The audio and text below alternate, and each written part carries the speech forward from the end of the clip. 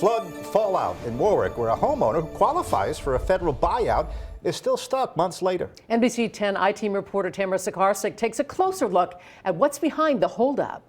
Have cargo straps.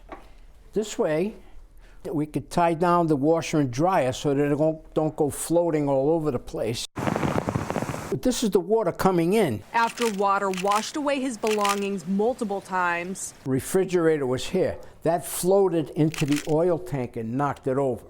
Kevin McDonald has attempted to shield the basement of his Warwick home from future flooding. The last time it came all the way up to the ceiling.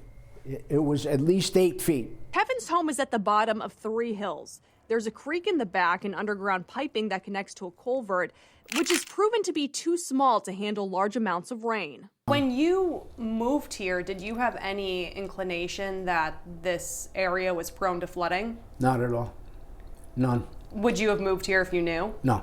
Kevin thought his water woes were solved last spring when a group of USDA engineers evaluated his flood-prone home. They looked around and they stood in the backyard, and one of the engineers just looked up and said they should have never built a house here. The USDA approved a grant to purchase the home, demolish it, and turn it into a retention pond. Similar initiatives have gone off without a hitch in East Providence and Johnston, but Kevin has hit a roadblock. In order to move forward, the city of Warwick has to cough up cash as part of a cost share agreement. We need to put in 25%, which is about $180,000. Mayor Frank Bacosi's chief of staff, William Facenti, tells me the city applied for a DEM grant but failed to get it. They suggested we reach out to their the grant coordinator for a debriefing, so we haven't had that opportunity yet. Why not? Thanksgiving and schedules. Do you plan to? Yes, absolutely. The I-Team checked with the DEM ourselves. In a statement, a spokesperson tells me the city's application did not include a letter of support from the property owner. I also learned the DEM grant isn't the city's only option.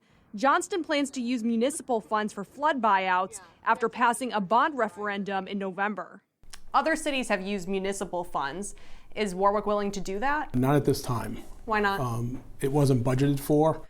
The I-Team obtained documents dating back decades that detail flooding issues on Govan Drive. In one letter, the Department of Environmental Management notes new construction could worsen flooding, yet Warwick has continued to allow business expansion in the area. Well, I think what happened back when things were permitted and when things were built, we weren't seeing the magnitude of the storms.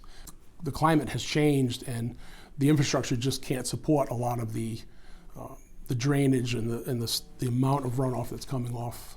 An explanation that's no help to Kevin, who just wants to leave his flood-prone home behind before the USDA grant expires at the end of June. I asked Warwick's mayor's office for a comment on the mistake made with the grant application. They said while a letter from Kevin would have boosted their score, it's not the only reason the application was denied. DEM has encouraged the city to reapply for the grant. We, of course, will continue to keep an eye on all of this. For the NBC 10 I-Team, I'm Tamara Sakarsik.